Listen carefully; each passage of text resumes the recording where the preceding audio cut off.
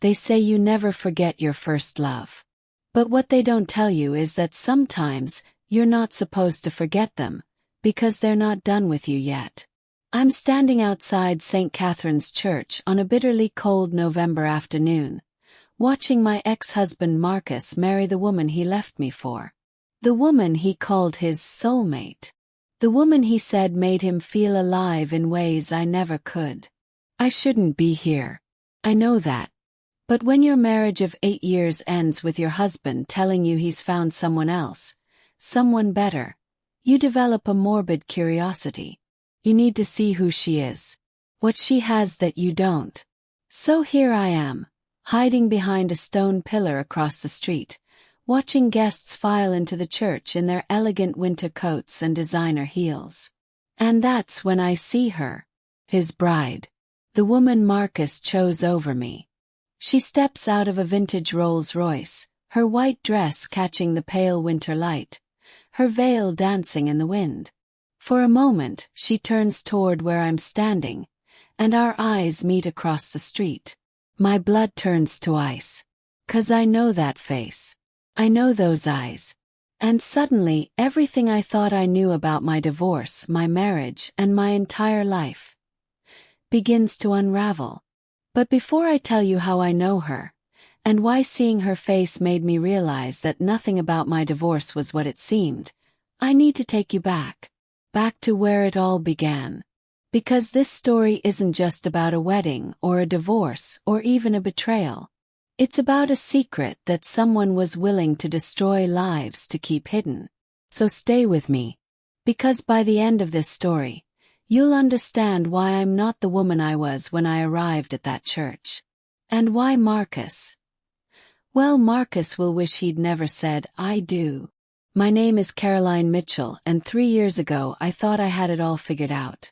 I was 32 years old, married to my college sweetheart, living in a beautiful brownstone in Boston's Back Bay neighborhood. Marcus was a rising star at a prestigious law firm. I was a senior editor at a publishing house, working with debut authors and loving every minute of it. We were that couple. You know, the one. The couple your friends point to and say, if they can't make it work, what hope do the rest of us have? We hosted dinner parties where we finished each other's sentences. We took romantic weekend trips to the Cape. We had inside jokes and shared dreams and a 5-year plan that included 2 kids and a golden retriever named Hemingway. On our 7th anniversary, Marcus surprised me with a weekend in Paris. We stood at the top of the Eiffel Tower at sunset, and he pulled me close and said, "You're my forever, Caro. You know that, right?" I believed him. God, how I believed him. But looking back now, I can see the cracks I missed. The late nights at the office that became more frequent. The way he started checking his phone obsessively. The distance in his eyes when I talked about our future. I told myself it was work stress. Big case. Important clients. He'd come back to me once things settled down. I was so naive. It was a Tuesday evening in March when my perfect life shattered. Marcus came home early. Unusual in itself. And sat down at our kitchen table with a glass of whiskey. Also unusual. Marcus rarely drank on weeknights. "Caroline, we need to talk," he said. 5 words. That's all it took to end 8 years of marriage. He told me he'd met someone else. Someone who understood him in ways I didn't. Someone who made him feel passionate again.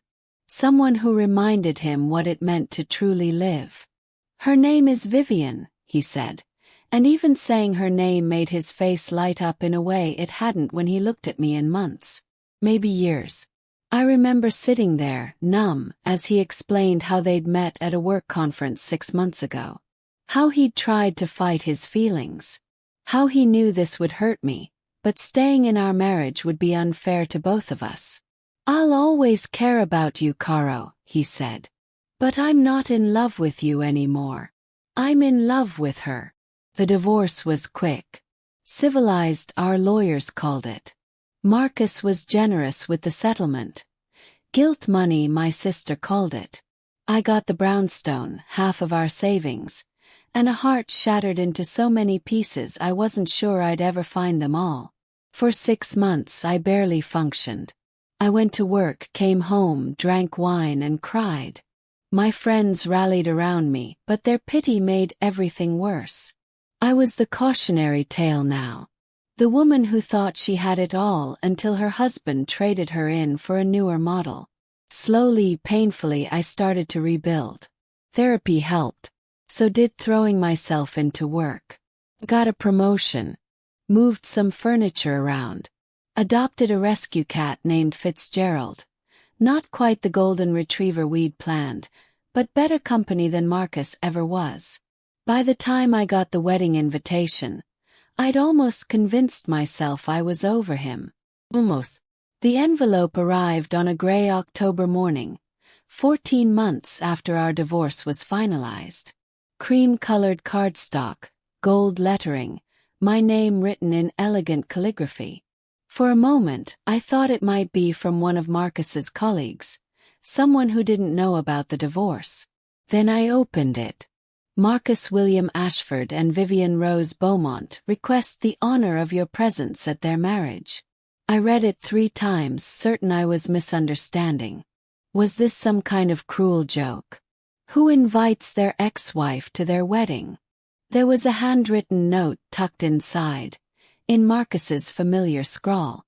Caroline, I know this is unconventional, but Vivienne insisted. She said that you were an important part of my life, and excluding you would be petty. She wants to start our marriage without any shadows from the past. She's an amazing woman. You'd actually like her. I hope you can come, but I'll understand if you can't. I laughed. Actually laughed out loud. A harsh, bitter sound that startled Fitzgerald off the couch. She wants to start their marriage without shadows. What kind of manipulative, condescending. I crumpled the invitation and threw it in the trash. Then, at 2 in the morning, unable to sleep, I pulled it out and smoothed it flat on my kitchen counter. November 16th. St. Catherine's Church. Reception to follow at the Harbor View estate. I should throw it away again. Delete it from my mind. Vivienne Beaumont was clearly one of those women who needed to flaunt her victory, to show the ex-wife that she'd won. But something nagged at me. That name. Vivienne Rose Beaumont. Why did it sound familiar? I pulled out my laptop and did something I'd successfully avoided for over a year. I Googled her. The first image made me catch my breath. She was stunning. Not in a conventional way, but striking. Dark hair cut in a sharp bob, intense brown eyes, high cheekbones. She looked like someone who belonged on a Paris runway, not in a Boston courtroom. 'Cause yes, she was a lawyer. Just like Marcus. She worked at a rival firm, Parker and Associates, and had quite the reputation.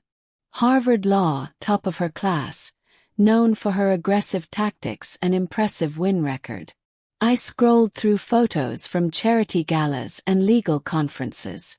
In every one she looked poised, confident, powerful. The kind of woman who would make a man like Marcus feel alive. The kind of woman I could never be. I slammed my laptop shut, angry at myself for looking, for caring, for letting them get under my skin. I wasn't going to that wedding. I had more self-respect than that. But over the next 3 weeks, something strange happened. I couldn't stop thinking about that name. Vivienne Rose Beaumont. It echoed in my head at odd moments. While I was editing manuscripts. During my morning run. In the shower. I knew that name. But from where? A week before the wedding I was cleaning out my home office. A therapeutic exercise my therapist had recommended, when I found an old box of college memorabilia. Papers from classes, photos from spring break trips, programs from campus events. And there, at the bottom of the box, I found it. A newspaper clipping from the Boston College student paper, dated 15 years ago. I'd kept it because I was mentioned in the article, a piece about a charity fundraiser our sorority had organized. But it wasn't my name that made my hands start shaking. It was another name in the article. One of the donors. Vivienne R. Beaumont. She'd been at Boston College. The same time I was there. The same time Marcus was there. We'd overlap. Had Marcus known her back then? Had he been lying about meeting her at a conference? Or was this just a coincidence? Boston College was a big school, thousands of students. But that feeling, that nagging sense of familiarity, intensified. I knew her. Somehow I knew her. And I needed to see her face. That's why I found myself standing outside St. Catherine's Church on November 16th. Hidden behind a stone pillar, watching guests arrive. That's why I was there when she stepped out of that Rolls-Royce. That's why, when our eyes met across the street, my entire world tilted on its axis. I know those eyes. The thought hits me like a physical blow, and I have to grab the pillar to keep from staggering. Vivienne Beaumont is staring at me across the street, her veil billowing around her face, and for just a moment, maybe 2 seconds, maybe less, something flickers across her expression. Recognition. Then she smiles.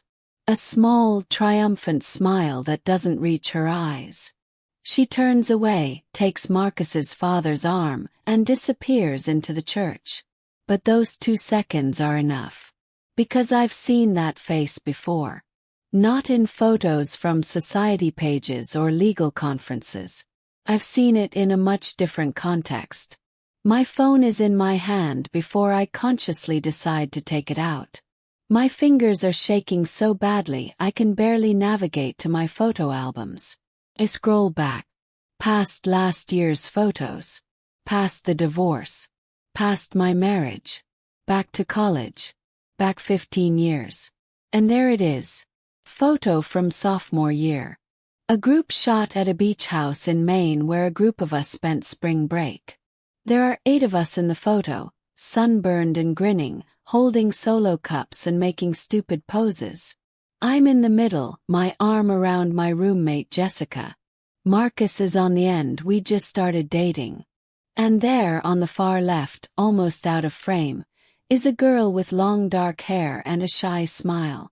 Her name wasn't Vivienne then. It was Viv. It was Viv.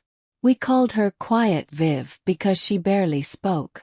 She was Jessica's friend from a psychology class, and she'd tagged along on the trip at the last minute when someone else cancelled. I barely remembered her. She'd spent most of the week reading on the porch while the rest of us partied and played drinking games. I think I had maybe 3 conversations with her the entire trip. But I remember this. On the last night we'd all gone down to the beach for a bonfire. Viv had drunk too much. Unusual for her, and she'd pulled me aside. "You're so lucky," she'd slurred, swaying slightly. "You have everything. You're pretty and confident, and Marcus is so in love with you. You don't know how lucky you are." At the time, I'd thought it was just drunk rambling. Maybe a touch of jealousy. Not unusual from single girls watching happy couples. Now, staring at that photo, I realize it was something else entirely. It was obsession. My mind races, connecting dots I'd never thought to connect before. Viv had disappeared from our social circle after that trip. Jessica said she'd transferred schools, but I'd never thought to ask where or why.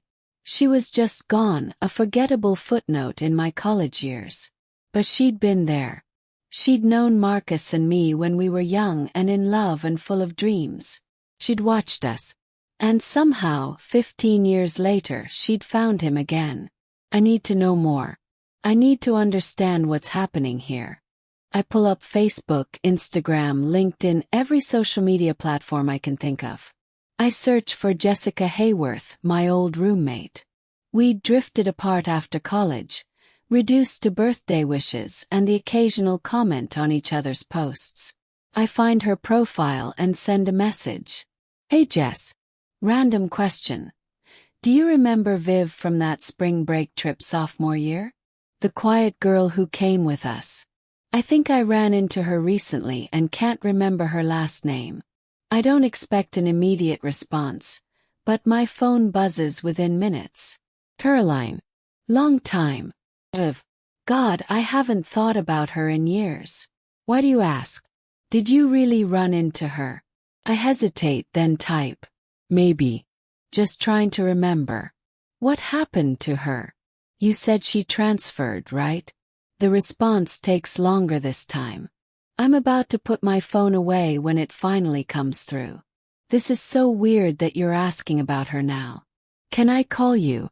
My heart is pounding as I accept Jessica's call. Caroline. Jessica's voice is strained. Where did you see Viv? At a wedding, I say carefully. At least I think it was her. Jessica, what happened back then? Why did she transfer? There's a long pause. Then Jessica sighs.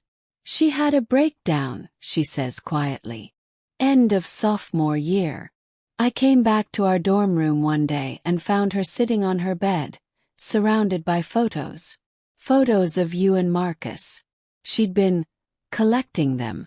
From Facebook, from friends, from campus events. She had hundreds of them. My blood runs cold. When I asked her what she was doing, she said she was studying you. Trying to figure out what made Marcus love you. What you had that she didn't. Caroline, it was disturbing. Like really disturbing. What happened? I whisper. I told our RA. They got the counseling center involved. Viv's parents pulled her out of BC and she got help somewhere else. I never saw her again. I tried to tell you at the time, but you and Marcus had just gotten engaged, and I didn't want to freak you out over some girl who had a weird crush. I figured she'd get help and move on. But she didn't move on. She just waited. Jessica, I say slowly. What was her last name? Back then. Beaumont, Jessica says. Why? The same last name. She kept her last name. Because she'd been planning this. For 15 years she'd been planning this. Caroline, what's going on? Jessica's voice rises with concern. Where did you see her? I have to go, I say. I'll call you back. I hang up before she can protest. My hands are shaking so badly I can barely hold my phone. I look back at the church. The ceremony has started. I can hear organ music drifting through the heavy wooden doors. Marcus is in there right now, promising to love and cherish a woman who has been obsessed with him for 15 years. A woman who studied me like a lab specimen, trying to figure out how to replace me. And he has no idea. Or does he? A new thought strikes me, more chilling than the first. What if Marcus knows? What if he's known all along? No, that's impossible. Marcus had his faults, but he wasn't cruel. He wouldn't knowingly marry someone who was obsessed with his ex-wife. Would he? I need to know the truth.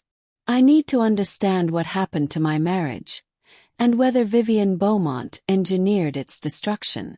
But how? I can't exactly crash the wedding and accuse the bride of being an obsessive stalker. I have no proof beyond a 15-year-old incident and a gut feeling. I need evidence. I need to understand her plan. And I need to figure out if my marriage ended because Marcus fell out of love with me, or because someone made sure he did. I don't go home. Can't. My mind is racing too fast. My thoughts spiraling with possibilities I don't want to consider. Instead, I drive to a coffee shop in Cambridge and order the strongest espresso they have. My laptop is in my car. I'd been planning to work on manuscripts over the weekend, and I pull it out now with shaking hands. If Vivienne Beaumont has been planning this for 15 years, there will be traces. There have to be. I start with the obvious. Social media. But Vivienne's profiles are sparse and carefully curated. Her Instagram shows pictures from legal conferences, charity events, and elegant dinners. There are photos of her with Marcus from the past year, both of them looking happy and in love. But nothing before that. Nothing from the supposed conference where they met. I try Facebook next. Her profile is more detailed here, but when I scroll back through her posts, something strange jumps out at me. There's a gap. Her posts go back about 5 years, but there's nothing before that. It's like she didn't exist on Facebook before 5 years ago. Or she deleted everything from earlier. I dig deeper using LinkedIn next. Her professional profile is impressive. Harvard Law, various positions at prestigious firms, awards and accolades. But when I look at the timeline, something doesn't add up. According to her LinkedIn, she graduated from Harvard Law 10 years ago, which means she would have started there 13 years ago, just 3 years after leaving Boston College. But Jessica said Viv had a breakdown and left school. Did she go somewhere else? Transfer to another college? Timeline is fuzzy. I need to find out what happened in those missing years. Call Jessica back. She answers on the first ring. Thank God, she breathes. Caroline, you scared me. What's going on? I need to know everything you remember about Viv, I say. Everything. Where she went after BC, what happened to her, anything at all. Caroline, you're scaring me. What wedding did you see her at? Close my eyes. Marcus's, I say quietly. There's absolute silence on the other end. Oh my God. Caroline. Marcus married Viv. She goes by Vivienne now. Vivienne Rose Beaumont. Jessica, I think she's been planning this. I think she's been obsessed with Marcus this entire time. Holy! Jessica trails off. Okay, let me think. After the breakdown, her parents took her somewhere. I remember my RA mentioning it was some kind of psychiatric facility in New York. She was supposed to get treatment for. I don't know, the RA used terms like erotomania and obsessive fixation.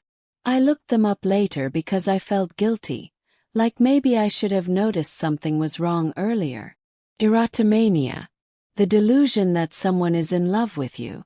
Often directed at people of higher social status. Did she ever try to contact Marcus back then? Yes. Not that I know of. But Caroline, after she left, I found something. I never told you because it seemed cruel to worry you about a girl who was gone and getting help.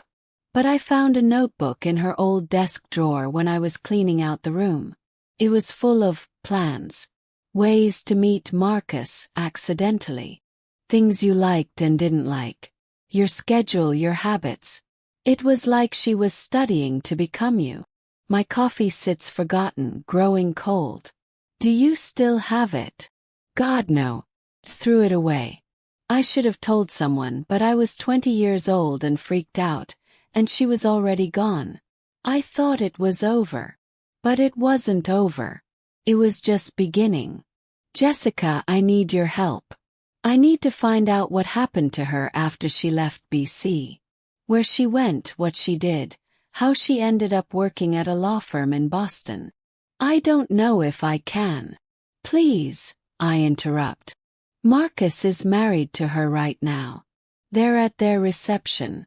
And he has no idea who she really is. Jessica is quiet for a long moment. Then, there's someone who might know. My old RA, Sarah Chen. She's the one who helped coordinate Viv's departure. She might remember what facility Viv went to or have access to old records. She's a professor now at Northeastern. I can reach out to her. Thank you, I breathe. Thank you, Jess. Caroline. Be careful, okay?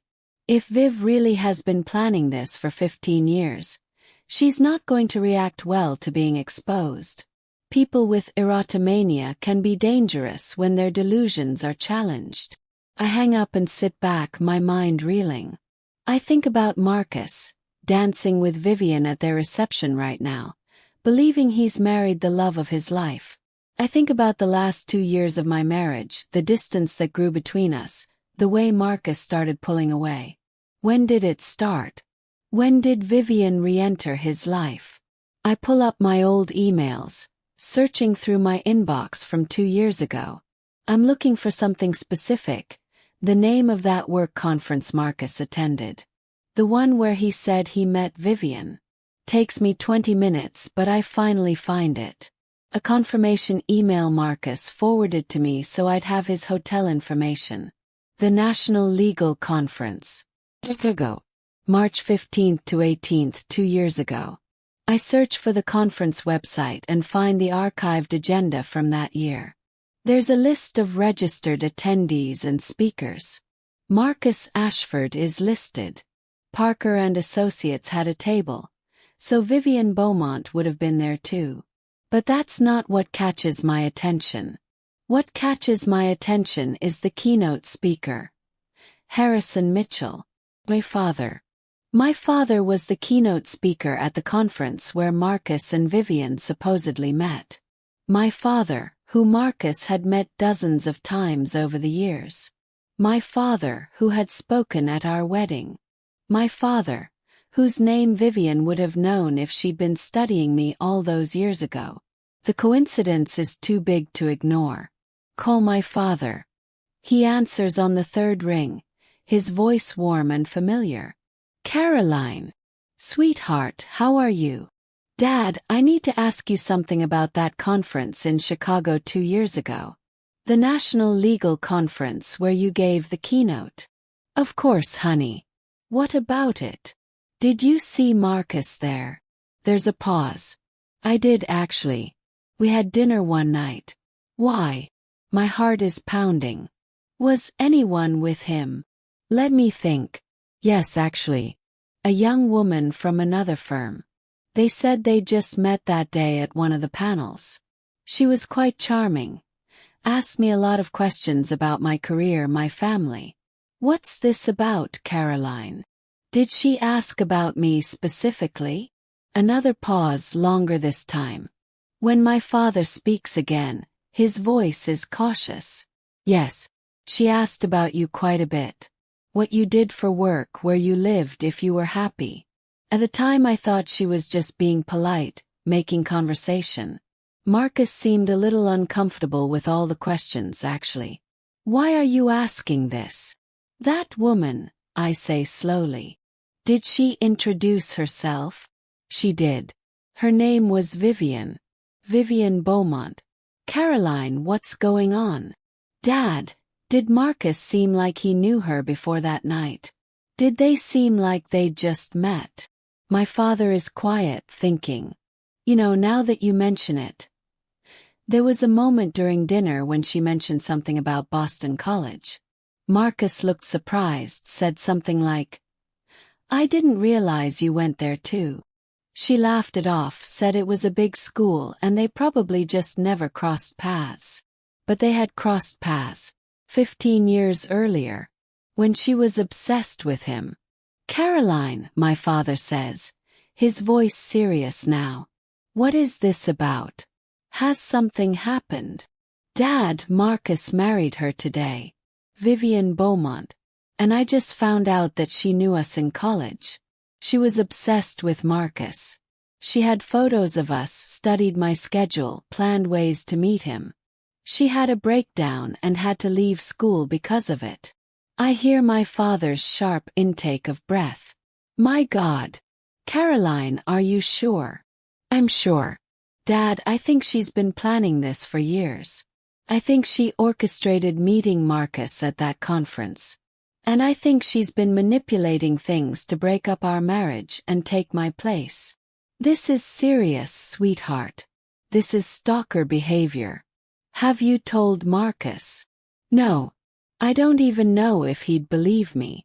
And I don't have proof. Just a 15-year-old incident and some suspicious coincidences.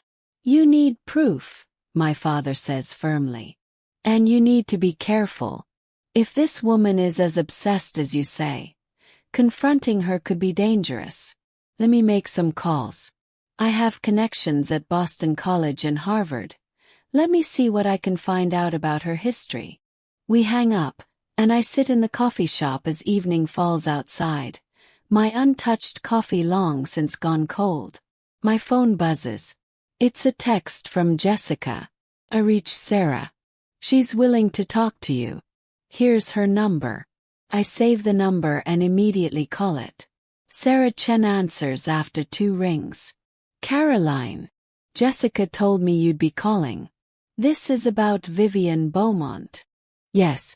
Please, I need to know everything you remember about what happened with her at BC. Sarah sighs.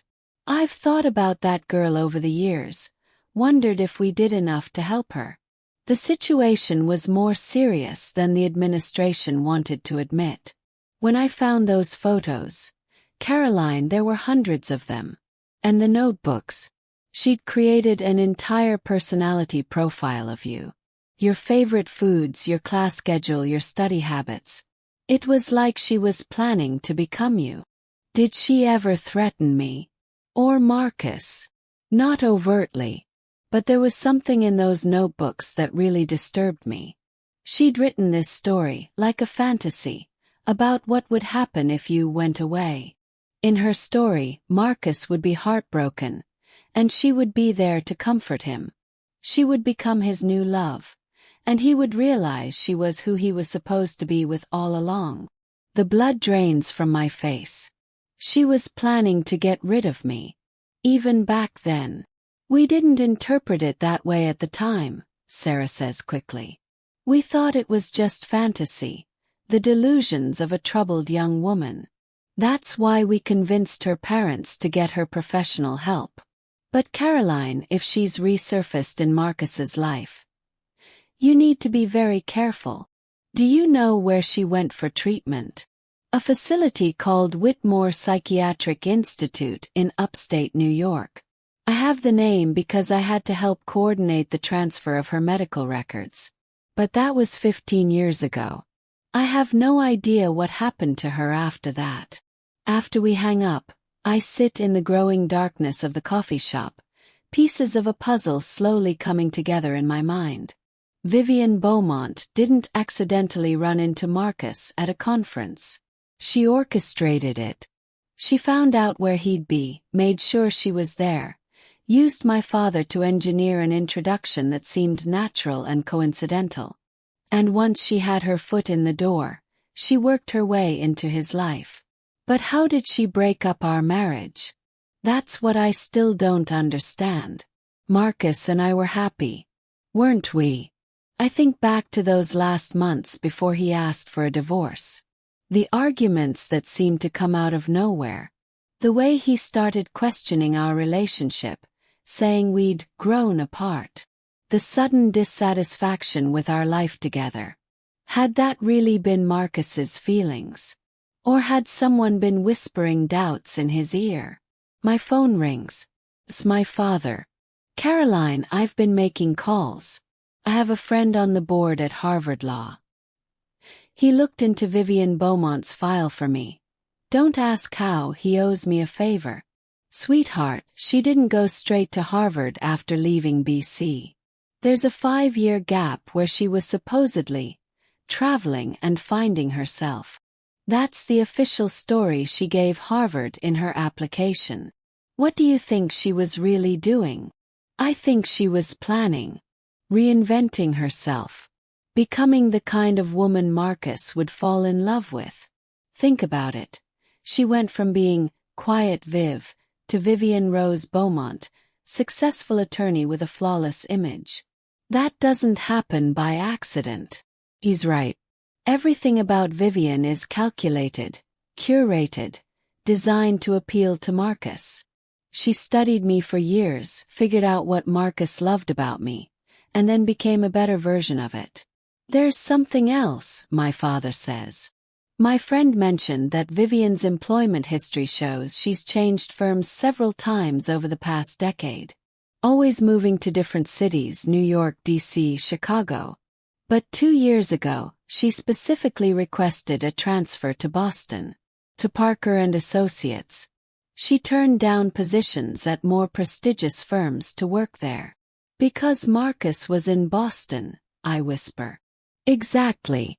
Caroline, this woman has been tracking Marcus's career, following him from a distance, waiting for her opportunity. And when she finally got it, she made sure nothing would stand in her way, including me. Dad, I need to figure out how she broke up my marriage. What she did to make Marcus fall out of love with me. That might be harder to prove, sweetheart. Manipulation leaves fewer traces than stalking. But there have to be traces. There have to be. I thank my father and hang up. Then I do something I've avoided for over a year. Call Marcus. The phone rings 4 times before he answers. I can hear music and laughter in the background. The reception is in full swing. Caroline. Marcus sounds surprised. And wary. Is everything okay? I need to talk to you, I say. It's important. I'm at my wedding reception. Can this wait? No, it can't. Marcus, I know this is going to sound crazy, but I need you to trust me. Your wife, Vivienne. Did you know her in college? There's a long pause. What? Well, why would you think that? Because she went to Boston College with us. She was on that spring break trip sophomore year. She went by Viv back then. Another pause, longer this time. Caroline, what are you talking about? I've never heard of anyone named Viv. She was Jessica's friend. Quiet girl, kept to herself. She had long dark hair back then. Marcus, she was obsessed with you. With us. She had to leave school because of it. Caroline. His voice takes on that patient, condescending tone I remember from the end of our marriage. I think you've had too much to drink. Or maybe you're having trouble letting go. But you need to stop this. Vivienne and I met 2 years ago at a conference. That's it. That's what she told you. But it's not true. Marcus, please, you have to believe me. She's been planning this for 15 years. She's dangerous. Caroline, stop. His voice is sharp now. I don't know what you're trying to do here. Ruin my wedding day?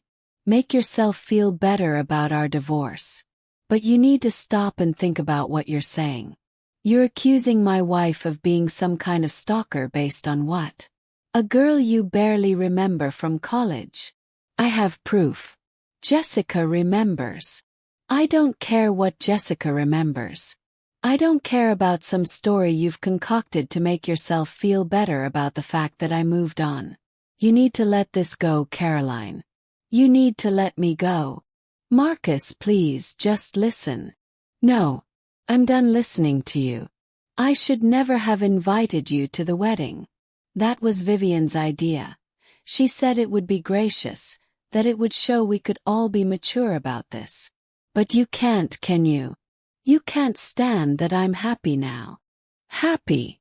I'm standing now, my voice rising.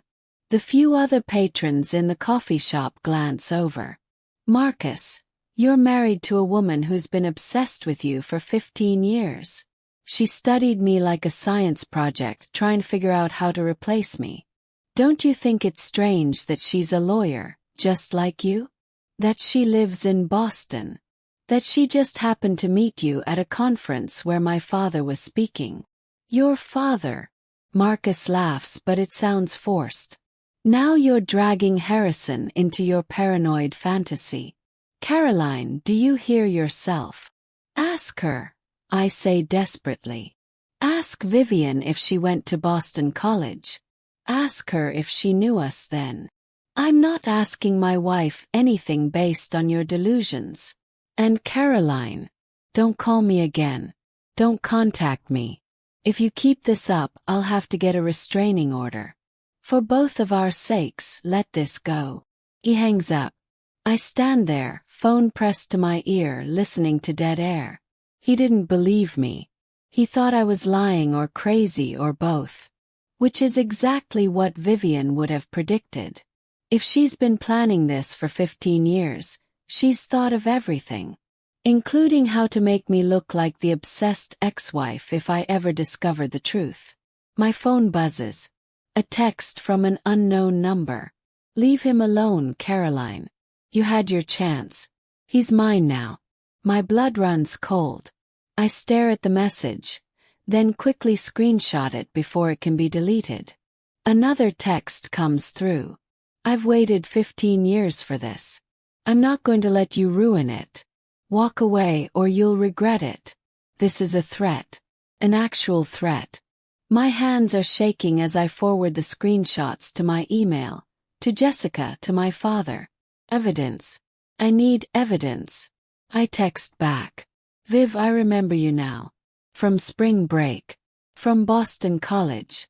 I know who you really are. The response comes immediately. Wrong number. I don't know what you're talking about. But she does. We both know she does. I try calling the number but it goes straight to voicemail. A generic message, no name given. I sit back down, my mind racing. Vivienne has threatened me. But she's also made a mistake.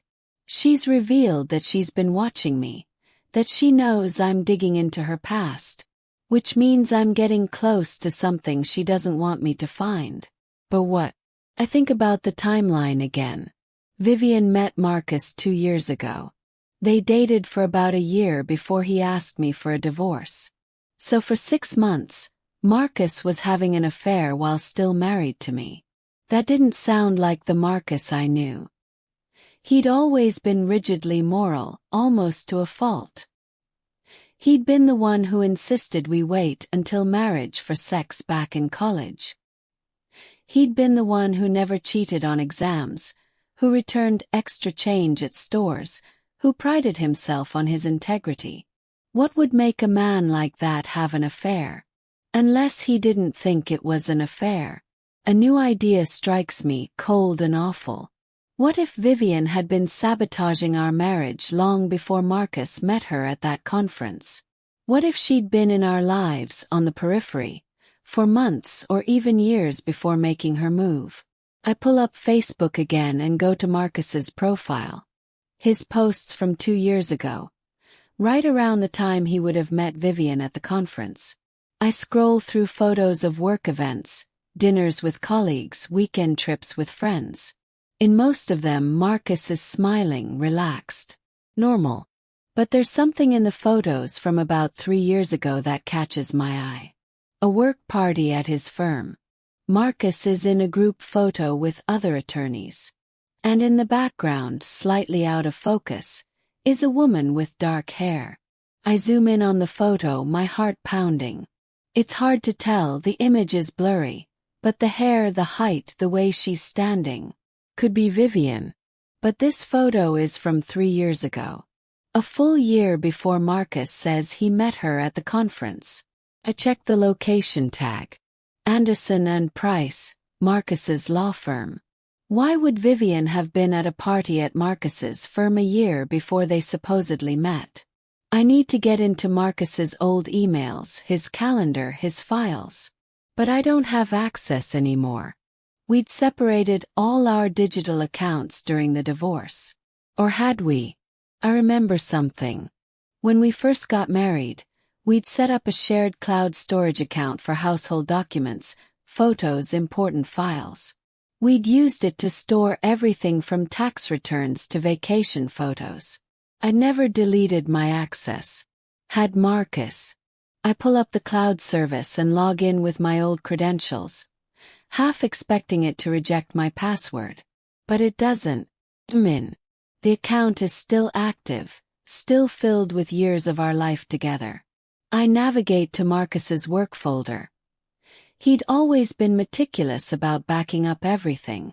And there, in a subfolder labeled Networking, I find calendar entries going back 5 years. I search for Vivienne's name. Nothing from 2 years ago at the conference. But there's an entry from 3 years ago. Coffee meeting. V. Beaumont. Informational interview Career transition. Informational interview. 3 years ago, Vivienne had contacted Marcus for an informational interview. A year before they supposedly met. Keep searching. There are more entries. Every few months another meeting. Lunch with V. Beaumont. discussing case strategies. Drinks with VB and colleagues. Networking event. She'd been cultivating a professional relationship with him for over a year before they met at that conference. She'd been slowly, carefully inserting herself into his life. I dig deeper into the files. There's an email folder I'd never noticed before, labeled Archive. Open it, and I find something that makes my stomach turn. Emails between Marcus and someone named M. Thompson from about 3 years ago. The tone is casual, friendly. They're discussing work, yes, but also personal things. Complaints about their marriages. Frustrations with their spouses. Thompson talks about feeling unappreciated by their partner. Marcus responds with similar complaints about me. How I'm always working late, how we've grown distant, how he's not sure we want the same things anymore. I read these emails with growing horror. I don't remember us being in a bad place 3 years ago. We were happy, weren't we? But according to these emails, Marcus was deeply unhappy, questioning our marriage, wondering if he'd made a mistake. And M. Thompson was right there, sympathizing, understanding, encouraging him to think about what he really wanted from life. I search for M. Thompson in Marcus's contacts. Nothing. I Google the email address. Nothing. The email account doesn't exist anymore. It's been deleted. Which means M. Thompson was a fake. Someone had created a false identity to befriend Marcus, to poison his mind against our marriage. And I'd bet everything I have that M. Thompson was Vivienne Beaumont. She'd catfished my husband. For months, she'd pretended to be someone else, building a friendship with him, making him doubt his marriage, preparing him to leave me. And then, once she'd thoroughly undermined our relationship, she'd appeared at that conference as herself. The beautiful, successful attorney who understood him in ways his wife didn't. It was brilliant. And it was psychotic. I screenshot everything. Every email, every calendar entry, every scrap of evidence. Then I call the one person I know who might be able to help me expose this. My best friend Sarah. Not the RA, but my best friend from publishing, who also happens to be a true crime writer with connections to private investigators and law enforcement. Caroline. It's late. What's wrong? Sarah, I need your help. And I need you to believe me when I tell you this, because it's going to sound insane.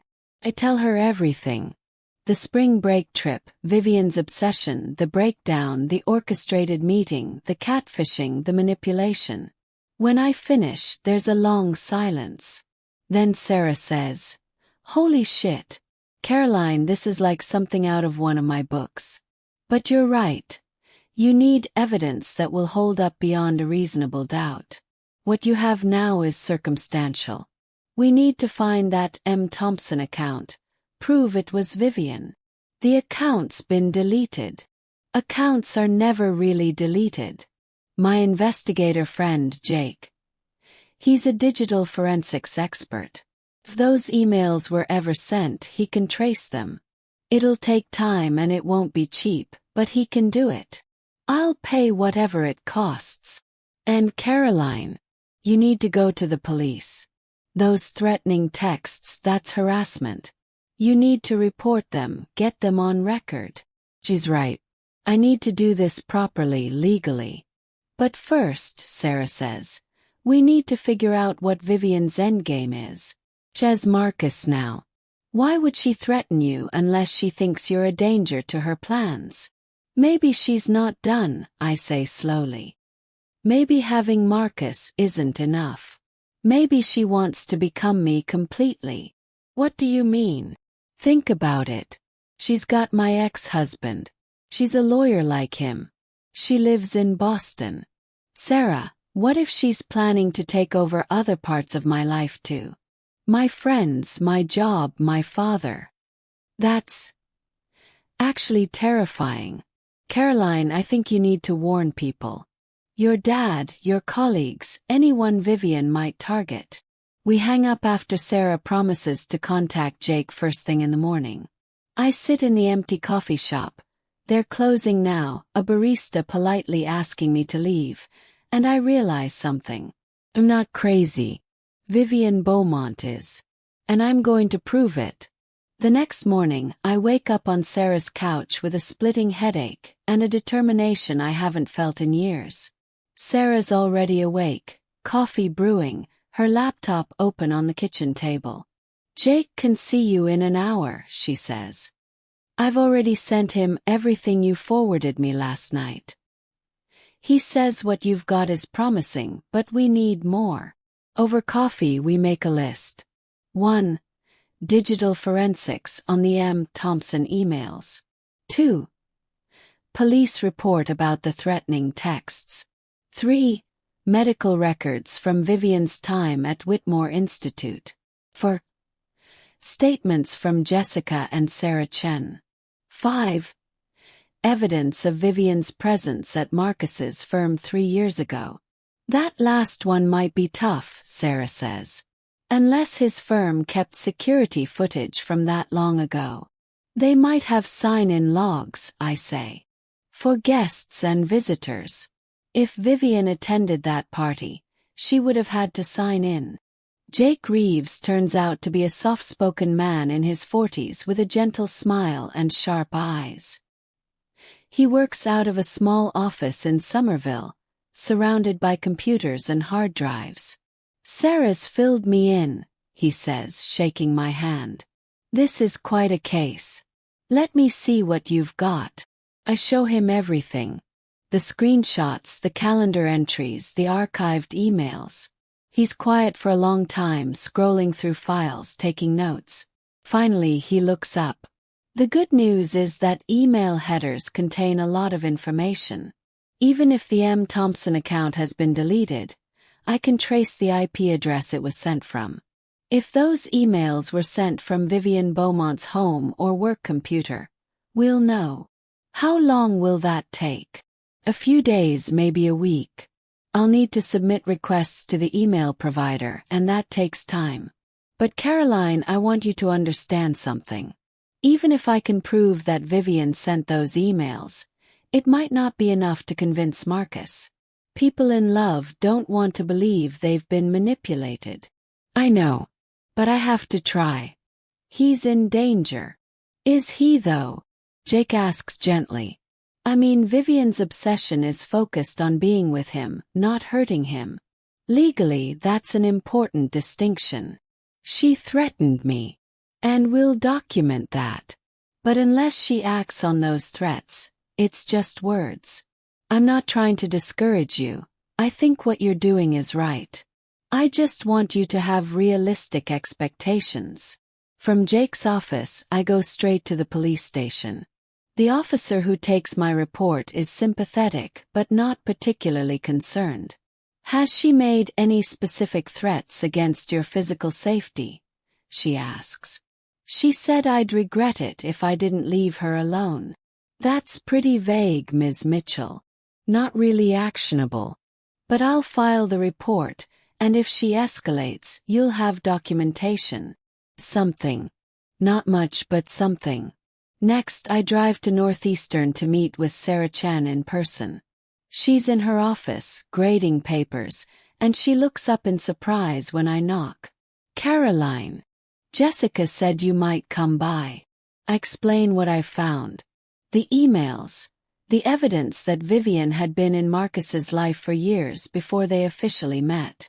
Sarah listens, her expression growing more troubled. I wish I'd done more back then, she says quietly. I wish I'd recognized how dangerous she might become. You couldn't have known. But Sarah, I need your help now. Would you be willing to give a statement about what you found in Vivienne's room?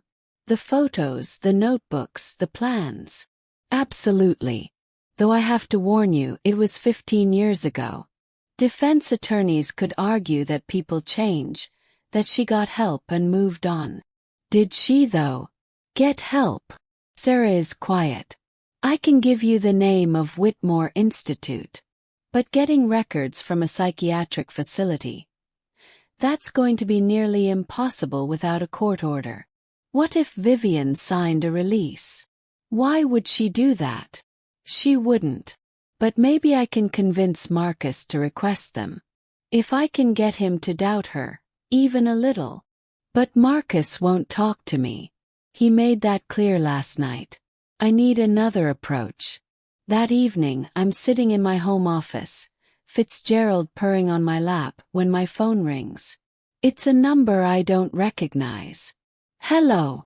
Caroline Mitchell. A woman's voice, crisp and professional. Yes. My name is Dr. Rebecca Hartwell. I'm a psychiatrist at Mass General. I'm calling because I received a concerning call today from a former patient of mine. My heart starts racing. Vivienne Beaumont. I can't confirm that due to patient confidentiality. But this person told me that their ex-wife is harassing them and their new spouse. They said you've been making accusations, interfering with their marriage. Dr. Hartwell, that's not. Please let me finish. The reason I'm calling is that I don't believe my patient's story. The person I spoke with was coached. Like they'd been told what to say. And in my experience, when someone is coached to paint another person as crazy or obsessive, it's often because the truth is the opposite. I'm gripping the phone so tight my knuckles are white. What are you saying? I'm saying that I've treated enough people with erotomania and obsessive fixation to recognize the patterns. And based on what my patient told me, with what they wanted me to believe, I suspect they might be the obsessed party, not you. Vivienne called you, I breathe.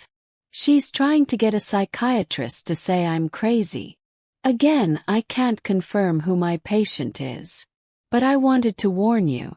If this person does have a history of obsessive behavior, they're now working to discredit you preemptively. They're building a narrative where you're the unstable ex-wife who can't let go. How do I fight that?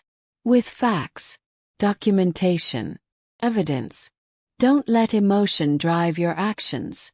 That's what they'll use against you. Be calm, be rational, and gather proof. After we hang up, I sit in the darkness, understanding dawning. Vivienne is 10 steps ahead of me. She's already anticipated that I might discover the truth and expose her. So she's building a defense.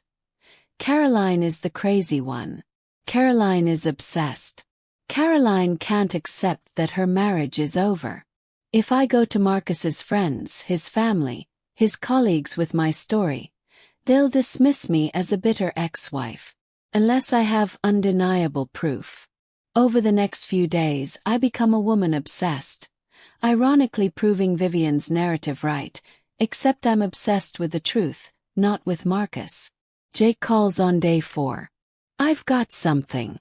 The M. Thompson emails were sent from several different IP addresses, but they all trace back to coffee shops and public libraries in Boston. Someone was being careful not to send them from a home or work address. So we can't prove it was Vivienne. Not directly. But here's what's interesting. The locations of those coffee shops and libraries. They're all within a mile of Vivienne Beaumont's apartment building. And when I cross-referenced the dates and times the emails were sent with Vivienne's credit card records. How did you get her credit card records? I didn't. But I have a friend who works in cybersecurity, and he owed me a favor. Anyway, on 3 of the dates that emails were sent from those public locations, Vivienne made purchases at businesses right next to those locations. Same day, within an hour of when the emails were sent. That's not a coincidence. No, it's not. It's not airtight. She could argue she just happened to be in those areas. But combined with everything else, it's damning. Is it enough to take to the police? Jake is quiet. For what crime, Caroline? Catfishing isn't illegal. Being manipulative isn't illegal.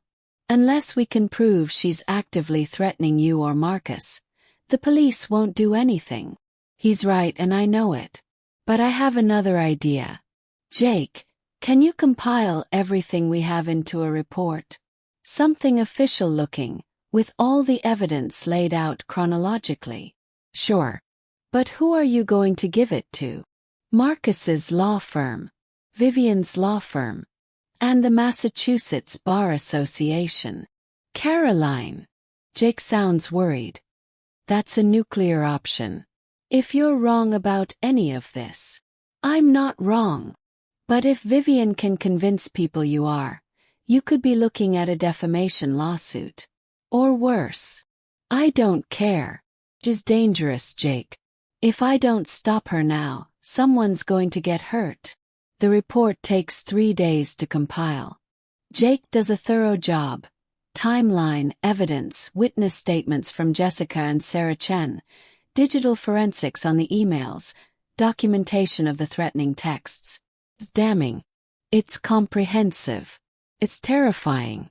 Because once I send this report, there's no going back. On day 8 after the wedding, I sit at my kitchen table with 3 envelopes in front of me. One addressed to David Anderson, managing partner at Marcus's firm. One addressed to Margaret Parker, managing partner at Vivienne's firm. One addressed to the Massachusetts Bar Association's Ethics Committee. Each envelope contains Jake's report and a cover letter explaining my concerns. I'm about to drop them in the mailbox when my phone rings. It's Marcus. Caroline. His voice is strained. We need to talk. In person. Can you meet me? My heart leaps into my throat. Where? Our old coffee shop. The one in Back Bay. In 1 hour. He hangs up before I can respond. I stare at the envelopes in my hand, then at my phone. He wants to meet. Why? Has he discovered something about Vivienne? Has she done something that finally made him suspicious? Or is this a trap? I text Sarah. Marcus wants to meet. Coffee shop in Back Bay in 1 hour. If you don't hear from me by 3 p.m., call the police. Her response is immediate. I'm coming with you. Well, but stay by your phone. I grab my bag, making sure my phone is fully charged, and I head out the door. The envelopes stay on my kitchen table. For now. Marcus is already there when I arrive, sitting in our old corner booth. He looks terrible. Dark circles under his eyes. His suit rumpled, a day's worth of stubble on his jaw. This isn't the happy newlywed I expected to see. I slide into the seat across from him, saying nothing. For a long moment we just look at each other. I owe you an apology, he says finally. I should have listened to you on the phone. I should have. God, Caroline, I'm so sorry. My heart is pounding. What happened? After you called, after the reception, I couldn't stop thinking about what you said. About Vivienne knowing us in college. So I asked her. I didn't accuse her. I just mentioned it casually. Said I'd been thinking about BC, and did she ever go there? What did she say? She said no. She said she went to Wellesley. But Caroline, she got this look in her eyes. Just for a second. Like she'd been caught. And I realized she was lying. I don't say anything. Just wait. So I started digging. I went through her things. I know I shouldn't have, but I needed to know. And I found. He pulls a shoebox out from under the table. I found this. He slides it across to me. With shaking hands I open it. Inside are photos. Hundreds of them. Photos of Marcus and me from college. From our wedding. From throughout our marriage. Photos I never knew were being taken. Street photos like someone had been following us. Photos through windows. Photos from public places where we wouldn't have noticed someone with a camera in the crowd. Underneath the photos are newspaper clippings about Marcus's career. Articles about cases he'd won, promotions he'd received. And at the very bottom is a journal. I pull it out and open it to a random page. March 15, 2023. Today I finally met him face to face. He doesn't remember me, of course. Why would he? I was nobody back then. But I'm somebody now. I'm Vivienne Rose Beaumont, successful attorney, beautiful and confident. I'm everything Caroline used to be, but better. He looked at me the way he used to look at her, and I knew my plan was working. I've spent 15 years preparing for this, becoming the perfect woman for Marcus Ashford. And now finally he's seeing me. Really seeing me. The M. Thompson emails worked perfectly. He's been questioning his marriage for months, wondering if he settled too young, if Caroline is really his soulmate. I've planted so many doubts, and he doesn't even realize they came from me. Soon I'll make my move. And Caroline will be nothing but a memory. I flip through more pages, my hands shaking harder with each entry. She has no idea how much I hate her. She got everything I wanted. Marcus's love, Marcus's ring, Marcus's life. Just because she was in the right place at the right time. Just because she's conventionally pretty and charming and confident. But I'm smarter. I'm more determined. And I will win. There are detailed plans. Strategies for how to meet Marcus, accidentally. Scripts for conversations. Analysis of our marriage. Noting our weaknesses. The places where I could drive a wedge. It's a blueprint for stealing someone's life. I look up at Marcus. His eyes are red like he's been crying. I found this 3 days ago, he says quietly. I've been trying to figure out what to do. I thought about going to the police, but what crime has she actually committed? Being obsessed. Planning our relationship. She catfished you, Marcus. For months, she pretended to be someone else to manipulate you. I know that now. But how do I prove it? How do I prove that M. Thompson was really Vivienne? I pull out my phone and show him Jake's report. He reads it in silence, his face growing paler with each page. When he finishes, he looks up at me with horror in his eyes. She destroyed our marriage. Caroline, we could have worked things out. We could have gone to counseling, reconnected. But she made sure I was too far gone to try. Where is she now? At home. Home. I told her I had a meeting with a client. Caroline, I don't know what to do. I just got married. Can't just annul it. Can I? I think under the circumstances, fraud, manipulation, yes, you probably can. He puts his head in his hands. How did I not see it? How did I not realize? She's had 15 years to perfect this, Marcus. She studied psychology. She knew exactly how to manipulate you. We sit in silence for a moment. Then Marcus says, "There's something else. Something I found last night that scared me." He pulls out his phone and shows me a series of photos. They're photos of me. Recent ones. From the past few weeks. Me leaving my apartment. Me at the grocery store. Me at work. She's been watching you, Marcus says. Even after we got married, she's been watching you. Caroline, I think she's planning something. Chill runs down my spine. Planning what? I don't know. But there's an entry in her journal from last week, after the wedding. Says, "Almost perfect.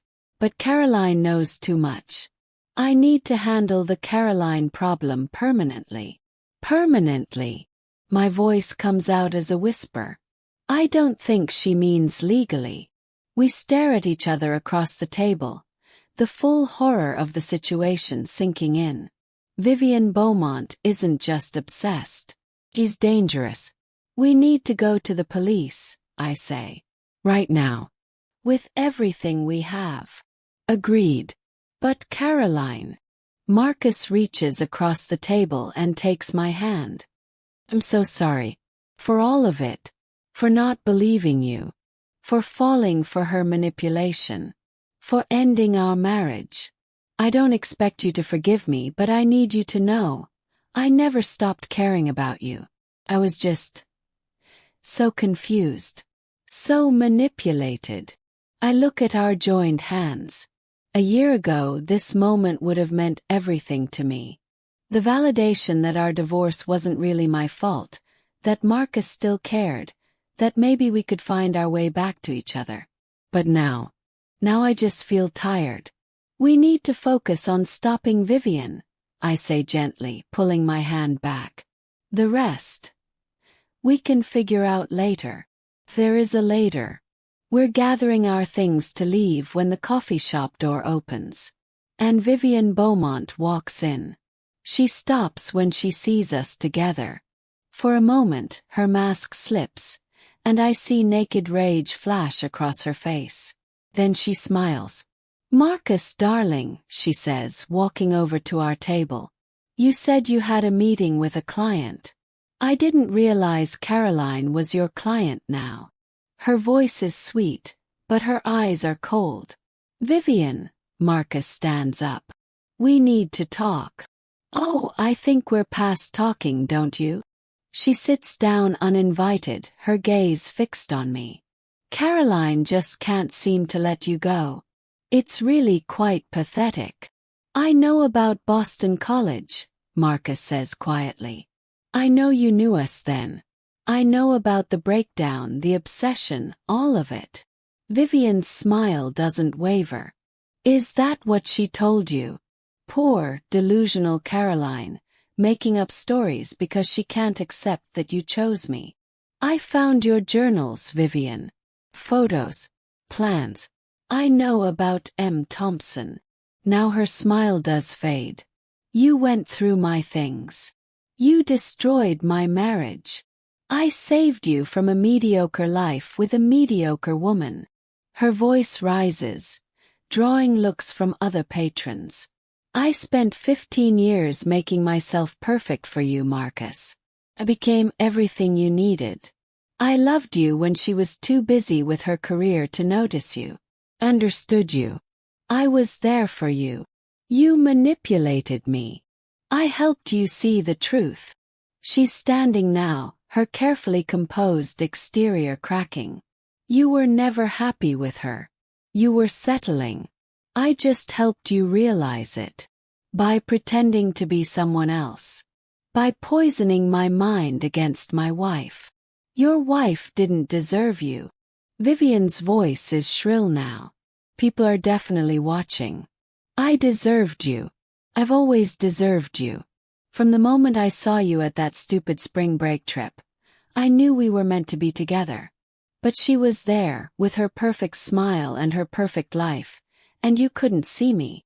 Because you were a stranger," I say quietly. "Because we'd never met." She whirls on me. "Shut up. Shut up.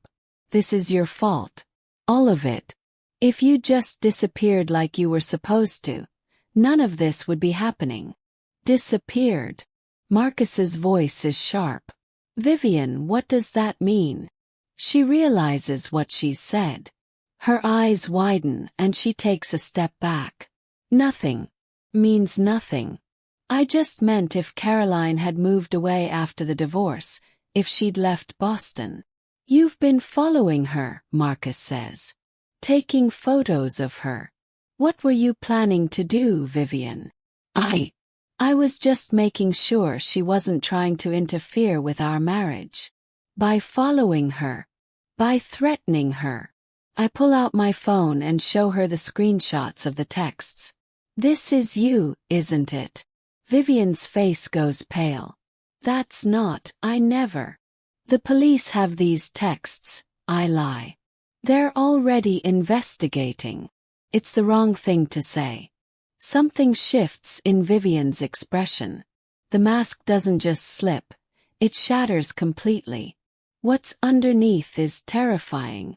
"You called the police." Her voice is quiet now. Deadly quiet. "You tried to ruin everything." "Vivienne," Marcus starts. But she's not looking at him anymore. She's looking at me with pure hatred. "This is all your fault," she says. Everything. You ruined my life 15 years ago by existing, by being with him. And now you're doing it again. She reaches into her purse. Vivienne, don't. Marcus lunges forward. But she's faster. She pulls out something that makes everyone in the coffee shop scream.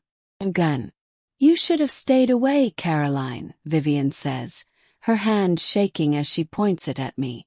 I gave you a chance to walk away. I warned you. But you just couldn't let it go, could you? Time seems to slow down. I see Marcus moving toward her. I see the barista reaching for a phone. I see other patrons diving under tables. And I see Vivienne's finger tightening on the trigger. It was supposed to be perfect, she whispers. We were supposed to be perfect. The gun goes off. 3 months later. I'm sitting in my therapist's office, the winter sun streaming through the windows, and Dr. Williams asks me the same question she asks every week. How are you feeling today, Caroline? How am I feeling? Alive, for one thing. When Vivienne pulled that trigger, Marcus tackled her. The bullet went wide, shattering a window instead of hitting me. 3 customers subdued her while the barista called 911. She's in a psychiatric facility now, deemed unfit to stand trial. The evaluation revealed what we'd suspected: severe erotomania, obsessive-compulsive disorder, and a complete detachment from reality. She genuinely believed that Marcus was her soulmate, that their love was destiny, and that I was the only obstacle to their perfect life together. The trial will happen eventually. But for now, she's getting help. The kind of help she should have gotten 15 years ago. Marcus and I have been talking. Not about getting back together, that ship has sailed. But about healing. About understanding. About forgiveness. He got the marriage annulled on grounds of fraud. It took weeks of legal wrangling, but eventually the court agreed that Vivienne had entered the marriage under false pretenses. He's in therapy too, dealing with the guilt, the manipulation, the violation of trust. We meet for coffee sometimes, different coffee shop now, and talk. We're rebuilding a friendship. It's not the same as what we had, but it's something. I'm feeling hopeful, I tell Dr. Williams. For the first time in years, I'm feeling hopeful. That's good, Caroline. That's really good. And it is good. Because I've learned something through all of this. Sometimes the worst thing that happens to you, divorce, betrayal, discovering your life was manipulated by a stranger, can also be the thing that sets you free. I'm not the same woman I was when I stood outside that church, watching Marcus marry Vivienne. I'm stronger now. Martyr. More aware of the darkness that can hide behind a perfect smile. I've also learned to trust my instincts. That nagging feeling I had when I saw Vivienne's name on the invitation, that was my subconscious trying to warn me. I should have listened sooner. But I'm listening now. So here's what I want you to take away from my story. Trust your gut. If something feels off about a person, a situation, a relationship, pay attention to that feeling. Your instincts exist for a reason. Don't ignore red flags. I ignored so many warnings in the last years of my marriage. The distance, the secretiveness, the sudden changes in Marcus's behavior. I told myself it was work stress, that things would get better. But sometimes things are exactly as bad as they seem. And most importantly, you are not defined by someone else's obsession, manipulation, or betrayal. Vivienne tried to erase me, to take my place, to make me disappear. But I'm still here, still standing, still living my life. You can survive the worst betrayal and come out stronger on the other side. If you're going through something similar, if you suspect someone is manipulating your relationship, stalking you, or trying to sabotage your life, please get help. Talk to a therapist, contact the police, reach out to friends and family. You don't have to face it alone. And if you're the one doing the manipulating, if you're the one obsessing over someone who doesn't want you, stalking someone who's moved on, or trying to force a relationship that isn't meant to be. Get help, please. Before you hurt someone. Before you destroy lives. Before you become Vivienne. Because at the end of the day, love isn't something you can plan, manipulate, or force. Real love is freely given. It's a choice two people make together. And obsession. Obsession dressed up as love is still just obsession. My name is Caroline Mitchell, and this is the story of how I discovered the shocking truth about my divorce, and how I survived it. If this story resonated with you, if you've experienced manipulation or gaslighting in your own relationships, I want you to know, you're not alone. Your feelings are valid. Your instincts are probably right. And you deserve better. Thank you for listening to my story. It wasn't easy to tell, but if it helps even one person recognize the warning signs of obsessive behavior or manipulation, then it was worth it. Take care of yourselves. Trust your gut. And remember, you are stronger than you think. Until next time. This story was based on the theme of recognizing hidden truths and the devastating impact of obsessive love. While Vivienne's actions were extreme, many people experience manipulative relationships in subtler ways. If you or someone you know is dealing with stalking, harassment, or relationship manipulation, contact the National Domestic Violence Hotline. 1-800-799-7233. Document everything: texts, emails, encounters. Trust your instincts. If something feels wrong, it probably is. Build a support network of trusted friends and family. Consider working with a therapist who specializes in trauma. Remember, it's never too late to reclaim your life and your story.